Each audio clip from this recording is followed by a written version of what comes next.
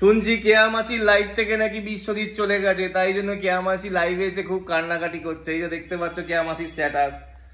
দেখো কেয়া মাসি, এটা তো যাবারই ছিল। বিশ্বজিৎ তোমার বয়সের ডিফারেন্স তো অনেকই। বিশ্বজিতের বয়স 20, তোমার বয়স 50-30 বছরের ডিফারেন্স।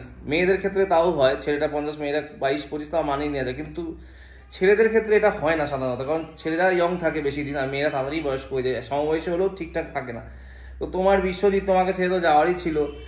তুমি লাইভে এসে সস্তার নাটক করে নাকি ভিউজ আসছে না বলে এসব সস্তার নাটক আবার শুরু করেছো। হ্যাঁ, তোমাকে তো অনেকদিন পর দেখলাম, তোমার তো ভিডিও আসতোই না।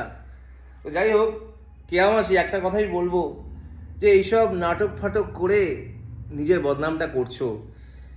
এটা ঠিকঠাক কিছু করো, ভালো মতো ভিডিও করো, ভালো লাগবে।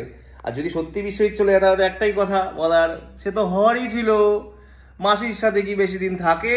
হ্যাঁ, তুমি বয়স হয়ে গেছে কেয়া মাসি। তুমি এখন এসব ছেড়ে ধর্মকর্ম করো, ঠাকুর দেবতা নিয়ে থাকো, হরিনাম করো, এসব নিয়ে থাকো মাসি। আর বিশ্বজিৎ আর হয়তো ফিরে আসবে না, সে হয়তো তার বয়সী কোনো কচি মেয়ে পেয়ে গেছে, বাচ্চা মেয়ে।